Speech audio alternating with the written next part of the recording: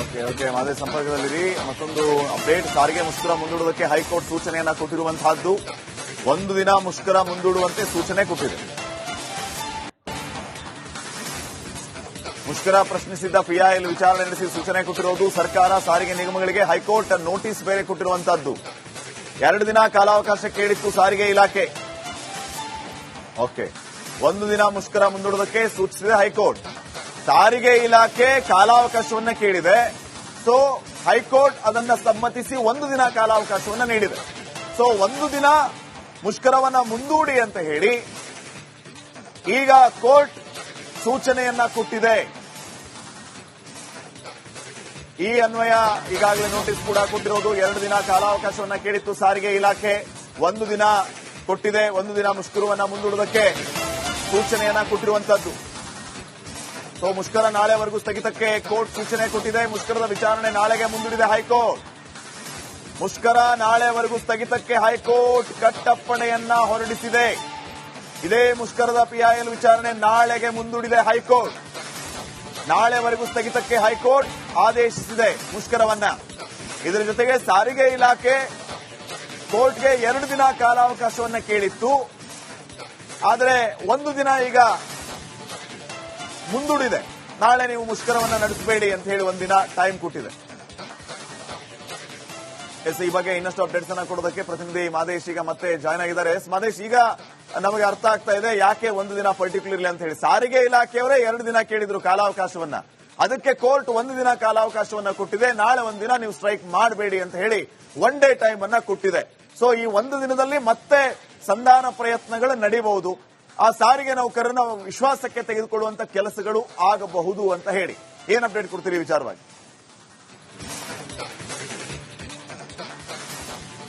ಶ್ರೀಪಾದ್, ಅದೇ ಒಂದು ವಿಚಾರಕ್ಕೆ ಸಂಬಂಧಪಟ್ಟಂತೆ ಈಗ ಹೈಕೋರ್ಟ್ 1 ದಿನದ ಮಟ್ಟಿಗೆ ಸರ್ಕಾರಕ್ಕೆ ಒಂದು ಅವಕಾಶ ಕೊಟ್ಟಿದೆ ಅಂತ ಹೇಳ್ಬೋದು. ಯಾಕಂದ್ರೆ ಈಗಾಗಲೇ ಸಾರಿಗೆ ನೌಕರರು ಸಾಕಷ್ಟು ತೀವ್ರ ಆಕ್ರೋಶಗೊಳಿಸಿದ್ದಾರೆ.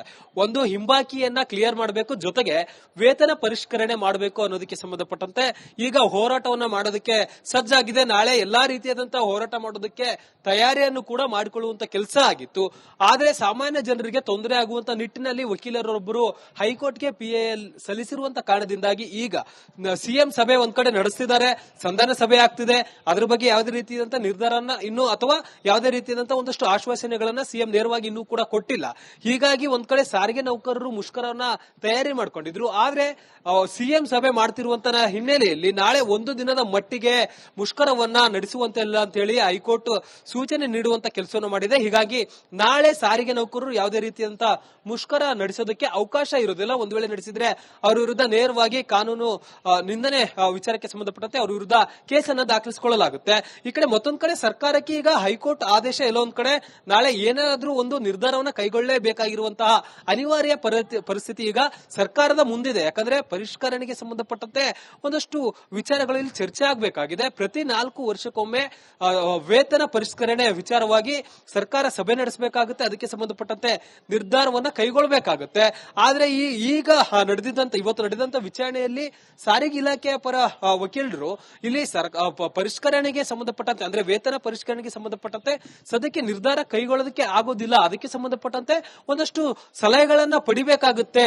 ಅದರ ನಂತರವೇ ಸಿಎಂ ಅದ್ರ ಬಗ್ಗೆ ನಿರ್ಧಾರವನ್ನ ಕೈಗೊಳ್ಳಬೇಕಾಗುತ್ತೆ. ಹೀಗಾಗಿ ಇಮಿಡಿಯೇಟ್ಲಿ ಈ ಒಂದು ವಿಚಾರಕ್ಕೂ ಕೂಡ ಸರ್ಕಾರ ಒಂದು ನಿರ್ಧಾರವನ್ನ ಕೈಗೊಳ್ಳಬೇಕಾಗುತ್ತೆ. ಅದ್ರ ಬಗ್ಗೆ ಸಿಎಂ ಅವರು ಇನ್ನೂ ಕೂಡ ಸಭೆ ನಡೆಸ್ತಿದ್ದಾರೆ. ಸಭೆ ಮುಗಿಯೋವರೆಗೂ ಕೂಡ ಒಂದು ಕಡೆ ಸಾರಿಗೆ ನೌಕರರೆಂದರೆ ಅವರಿಂದ ಒಂದಷ್ಟು ಸಲಹೆಗಳನ್ನ ಪಡಿಬೇಕಾಗುತ್ತೆ. ಜೊತೆಗೆ ಆರ್ಥಿಕ ವಿಚಾರದಲ್ಲಿ ಆರ್ಥಿಕ ಇಲಾಖೆಯಿಂದ ಒಂದಷ್ಟು ಸಲಹೆಗಳನ್ನ ಪಡಿಬೇಕಾಗುತ್ತೆ. ಅದಾದ್ಮೇಲೆ ಏನ್ ನಿರ್ಧಾರ ಕೈಗೊಳ್ಳುತ್ತೆ ಸರ್ಕಾರ, ಅದ್ರ ಮೇಲೆ ವೇತನ ಪರಿಷ್ಕರಣೆಗೆ ಸಂಬಂಧಪಟ್ಟಂತೆ ಸರ್ಕಾರ ಏನ್ ನಿರ್ಧಾರ ಕೈಗೊಳ್ಳಬೇಕೋ ಅದನ್ನ ಕೈಗೊಳ್ಳುತ್ತೆ. ಅಲ್ಲಿವರೆಗೂ ಕೂಡ ಸಾರಿಗೆ ನೌಕರರು ಮುಷ್ಕರವನ್ನ ನಡೆಸಬಾರದು ಅನ್ನುವಂತ ಒಂದು ಮನವಿಯನ್ನ ಸಾರಿಗೆ ಇಲಾಖೆಯ ಪರ ವಕೀಲೆ ಮಾಡಿದ್ರು. ಸದ್ಯಕ್ಕೆ ಸರ್ಕಾರ ಯಾವುದೇ ಒಂದು ನಿರ್ಧಾರವನ್ನ ಕೈಗೊಳ್ಳಬೇಕಿದೆ. ಆ ಒಂದು ನಿರ್ಧಾರ ಸಾರಿಗೆ ನೌಕರರ ಮನವೊಲಿಸಬೇಕಾಗುತ್ತೆ. ಅವರಿಗೆ ಒಂದು ಆಶ್ವಾಸನೆಯನ್ನು ಕೊಡೋದಾಗಿರ್ಬೋದು. ಒಟ್ಟಿನಲ್ಲಿ ಅವರಿಗೆ ಓಕೆ ಆಗುವಂತ ರೀತಿಯಲ್ಲಿ ಸರ್ಕಾರ ಏನ್ ಆಶ್ವಾಸನೆ ನೀಡುತ್ತೆ ಅದರ ಮೇಲೆ ನಾಡಿದ್ದು ಮುಷ್ಕರ ನಡೆಯುತ್ತೋ ಇಲ್ವೋ ಅನ್ನೋದು ನಿರ್ಧಾರ ಆಗಲಿದೆ. Shripad, okay, thank you Mahesh. Okay Mahesh ಸಂಪರ್ಕದಲ್ಲಿರಿ. ಮತ್ತೊಂದು ಅಪ್ಡೇಟ್, ಸಾರಿಗೆ ಮುಷ್ಕರ ಮುಂದೂಡುವುದಕ್ಕೆ ಹೈಕೋರ್ಟ್ ಸೂಚನೆಯನ್ನ ಕೊಟ್ಟಿರುವಂತಹದ್ದು. 1 ದಿನ ಮುಷ್ಕರ ಮುಂದೂಡುವಂತೆ ಸೂಚನೆ ಕೊಟ್ಟಿದೆ. ಮುಷ್ಕರ ಪ್ರಶ್ನಿಸಿದ್ದ ಪಿಐಎಲ್ ವಿಚಾರಣೆ ನಡೆಸಿ ಸೂಚನೆ ಕೊಟ್ಟಿರುವುದು ಸರ್ಕಾರ. ಸಾರಿಗೆ ನಿಗಮಗಳಿಗೆ ಹೈಕೋರ್ಟ್ ನೋಟಿಸ್ ಬೇರೆ ಕೊಟ್ಟಿರುವಂತದ್ದು. 2 ದಿನ ಕಾಲಾವಕಾಶ ಕೇಳಿತ್ತು ಸಾರಿಗೆ ಇಲಾಖೆ. ಓಕೆ, 1 ದಿನ ಮುಷ್ಕರ ಮುಂದೂಡುವುದಕ್ಕೆ ಸೂಚಿಸಿದೆ ಹೈಕೋರ್ಟ್. ಸಾರಿಗೆ ಇಲಾಖೆ ಕಾಲಾವಕಾಶವನ್ನ ಕೇಳಿದೆ. ಸೊ ಹೈಕೋರ್ಟ್ ಅದನ್ನ ಸಮ್ಮತಿಸಿ 1 ದಿನ ಕಾಲಾವಕಾಶವನ್ನ ನೀಡಿದೆ. ಸೊ 1 ದಿನ ಮುಷ್ಕರವನ್ನ ಮುಂದೂಡಿ ಅಂತ ಹೇಳಿ ಈಗ ಕೋರ್ಟ್ ಸೂಚನೆಯನ್ನ ಕೊಟ್ಟಿದೆ.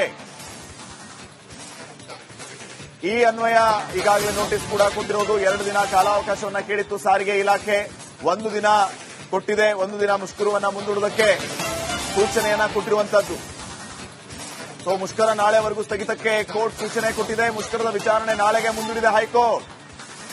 ಮುಷ್ಕರ ನಾಳೆವರೆಗೂ ಸ್ಥಗಿತಕ್ಕೆ ಹೈಕೋರ್ಟ್ ಕಟ್ಟಪ್ಪಣೆಯನ್ನ ಹೊರಡಿಸಿದೆ. ಇದೇ ಮುಷ್ಕರದ ಪಿಐಎಲ್ ವಿಚಾರಣೆ ನಾಳೆಗೆ ಮುಂದೂಡಿದೆ ಹೈಕೋರ್ಟ್.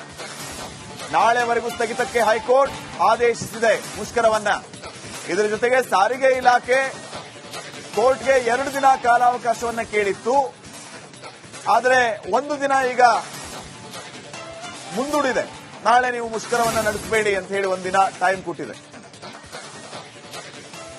ಈ ಬಗ್ಗೆ ಇನ್ನಷ್ಟು ಅಪ್ಡೇಟ್ಸ್ ಅನ್ನ ಕೊಡೋದಕ್ಕೆ ಪ್ರತಿನಿಧಿ ಮಾದೇಶ್ ಈಗ ಮತ್ತೆ ಜಾಯ್ನ್ ಆಗಿದ್ದಾರೆ. ಮಾದೇಶ್, ಈಗ ನಮಗೆ ಅರ್ಥ ಆಗ್ತಾ ಇದೆ ಯಾಕೆ 1 ದಿನ ಪರ್ಟಿಕ್ಯುಲರ್ಲಿ ಅಂತ ಹೇಳಿ. ಸಾರಿಗೆ ಇಲಾಖೆಯವರೇ 2 ದಿನ ಕೇಳಿದ್ರು ಕಾಲಾವಕಾಶವನ್ನ.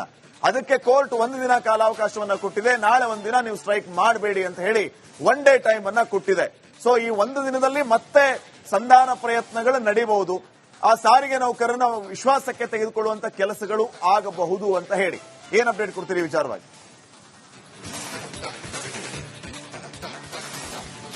ಶ್ರೀಪಾದ್, ಅದೇ ಒಂದು ವಿಚಾರಕ್ಕೆ ಸಂಬಂಧಪಟ್ಟಂತೆ ಈಗ ಹೈಕೋರ್ಟ್ 1 ದಿನದ ಮಟ್ಟಿಗೆ ಸರ್ಕಾರಕ್ಕೆ ಒಂದು ಅವಕಾಶ ಕೊಟ್ಟಿದೆ ಅಂತ ಹೇಳ್ಬೋದು. ಯಾಕಂದ್ರೆ ಈಗಾಗಲೇ ಸಾರಿಗೆ ನೌಕರರು ಸಾಕಷ್ಟು ತೀವ್ರ ಆಕ್ರೋಶಗೊಳಿಸಿದ್ದಾರೆ. ಒಂದು ಹಿಂಬಾಕಿಯನ್ನ ಕ್ಲಿಯರ್ ಮಾಡಬೇಕು, ಜೊತೆಗೆ ವೇತನ ಪರಿಷ್ಕರಣೆ ಮಾಡಬೇಕು ಅನ್ನೋದಕ್ಕೆ ಸಂಬಂಧಪಟ್ಟಂತೆ ಈಗ ಹೋರಾಟವನ್ನ ಮಾಡೋದಕ್ಕೆ ಸಜ್ಜಾಗಿದೆ. ನಾಳೆ ಎಲ್ಲಾ ರೀತಿಯಾದಂತಹ ಹೋರಾಟ ಮಾಡೋದಕ್ಕೆ ತಯಾರಿಯನ್ನು ಕೂಡ ಮಾಡಿಕೊಳ್ಳುವಂತ ಕೆಲಸ ಆಗಿತ್ತು. ಆದ್ರೆ ಸಾಮಾನ್ಯ ಜನರಿಗೆ ತೊಂದರೆ ಆಗುವಂತ ನಿಟ್ಟಿನಲ್ಲಿ ವಕೀಲರೊಬ್ಬರು ಹೈಕೋರ್ಟ್ಗೆ ಪಿಐಎಲ್ ಸಲ್ಲಿಸಿರುವಂತ ಕಾರಣದಿಂದಾಗಿ ಈಗ ಸಿಎಂ ಸಭೆ ಒಂದ್ ಕಡೆ ನಡೆಸ್ತಿದ್ದಾರೆ, ಸಂಧಾನ ಸಭೆ ಆಗ್ತಿದೆ. ಅದ್ರ ಬಗ್ಗೆ ಯಾವುದೇ ರೀತಿಯಾದಂತ ನಿರ್ಧಾರನ ಇನ್ನೂ ಅಥವಾ ಯಾವುದೇ ರೀತಿಯಾದಂತ ಒಂದಷ್ಟು ಆಶ್ವಾಸನೆಗಳನ್ನ ಸಿಎಂ ನೇರವಾಗಿ ಇನ್ನೂ ಕೂಡ ಕೊಟ್ಟಿಲ್ಲ. ಹೀಗಾಗಿ ಒಂದ್ ಕಡೆ ಸಾರಿಗೆ ನೌಕರರು ಮುಷ್ಕರವನ್ನ ತಯಾರಿ ಮಾಡ್ಕೊಂಡಿದ್ರು. ಆದ್ರೆ ಸಿಎಂ ಸಭೆ ಮಾಡ್ತಿರುವಂತ ಹಿನ್ನೆಲೆಯಲ್ಲಿ ನಾಳೆ 1 ದಿನದ ಮಟ್ಟಿಗೆ ಮುಷ್ಕರವನ್ನ ನಡೆಸುವಂತಿಲ್ಲ ಅಂತ ಹೇಳಿ ಹೈಕೋರ್ಟ್ ಸೂಚನೆ ನೀಡುವಂತ ಕೆಲಸವನ್ನು ಮಾಡಿದೆ. ಹೀಗಾಗಿ ನಾಳೆ ಸಾರಿಗೆ ನೌಕರರು ಯಾವುದೇ ರೀತಿಯಂತ ಮುಷ್ಕರ ನಡೆಸೋದಕ್ಕೆ ಅವಕಾಶ ಇರೋದಿಲ್ಲ. ಒಂದು ವೇಳೆ ನಡೆಸಿದ್ರೆ ಅವರ ವಿರುದ್ಧ ನೇರವಾಗಿ ಕಾನೂನು ನಿಂದನೆ ವಿಚಾರಕ್ಕೆ ಸಂಬಂಧಪಟ್ಟಂತೆ ಅವರ ವಿರುದ್ಧ ಕೇಸನ್ನ ದಾಖಲಿಸಿಕೊಳ್ಳಲಾಗುತ್ತೆ. ಈ ಕಡೆ ಮತ್ತೊಂದ್ ಕಡೆ ಸರ್ಕಾರಕ್ಕೆ ಈಗ ಹೈಕೋರ್ಟ್ ಆದೇಶ ಎಲ್ಲೋ ಒಂದ್ ಕಡೆ ನಾಳೆ ಏನಾದ್ರೂ ಒಂದು ನಿರ್ಧಾರವನ್ನ ಕೈಗೊಳ್ಳಲೇಬೇಕಾಗಿರುವಂತಹ ಅನಿವಾರ್ಯ ಪರಿಸ್ಥಿತಿ ಈಗ ಸರ್ಕಾರದ ಮುಂದಿದೆ. ಯಾಕಂದ್ರೆ ಪರಿಷ್ಕರಣೆಗೆ ಸಂಬಂಧಪಟ್ಟಂತೆ ಒಂದಷ್ಟು ವಿಚಾರಗಳಲ್ಲಿ ಚರ್ಚೆ ಆಗಬೇಕಾಗಿದೆ. ಪ್ರತಿ 4 ವರ್ಷಕ್ಕೊಮ್ಮೆ ವೇತನ ಪರಿಷ್ಕರಣೆ ವಿಚಾರವಾಗಿ ಸರ್ಕಾರ ಸಭೆ ನಡೆಸಬೇಕಾಗುತ್ತೆ. ಅದಕ್ಕೆ ಸಂಬಂಧಪಟ್ಟಂತೆ ನಿರ್ಧಾರವನ್ನ ಕೈಗೊಳ್ಳಬೇಕಾಗುತ್ತೆ. ಆದ್ರೆ ಈಗ ಇವತ್ತು ನಡೆದಂತ ವಿಚಾರಣೆಯಲ್ಲಿ ಸಾರಿಗೆ ಇಲಾಖೆಯ ಪರ ವಕೀಲರು ಇಲ್ಲಿ ಪರಿಷ್ಕರಣೆಗೆ ಸಂಬಂಧಪಟ್ಟಂತೆ ಅಂದ್ರೆ ವೇತನ ಪರಿಷ್ಕರಣೆಗೆ ಸಂಬಂಧಪಟ್ಟಂತೆ ಸದ್ಯಕ್ಕೆ ನಿರ್ಧಾರ ಕೈಗೊಳ್ಳೋದಕ್ಕೆ ಆಗೋದಿಲ್ಲ. ಅದಕ್ಕೆ ಸಂಬಂಧಪಟ್ಟಂತೆ ಒಂದಷ್ಟು ಸಲಹೆಗಳನ್ನ ಪಡಿಬೇಕಾಗುತ್ತೆ. ಅದರ ನಂತರವೇ ಸಿಎಂ ಅದ್ರ ಬಗ್ಗೆ ನಿರ್ಧಾರವನ್ನ ಕೈಗೊಳ್ಳಬೇಕಾಗುತ್ತೆ. ಹೀಗಾಗಿ ಇಮಿಡಿಯೇಟ್ಲಿ ಈ ಒಂದು ವಿಚಾರಕ್ಕೂ ಕೂಡ ಸರ್ಕಾರ ಒಂದು ನಿರ್ಧಾರವನ್ನ ಕೈಗೊಳ್ಳಬೇಕಾಗುತ್ತೆ. ಅದ್ರ ಬಗ್ಗೆ ಸಿಎಂ ಅವರು ಇನ್ನೂ ಕೂಡ ಸಭೆ ನಡೆಸ್ತಿದ್ದಾರೆ.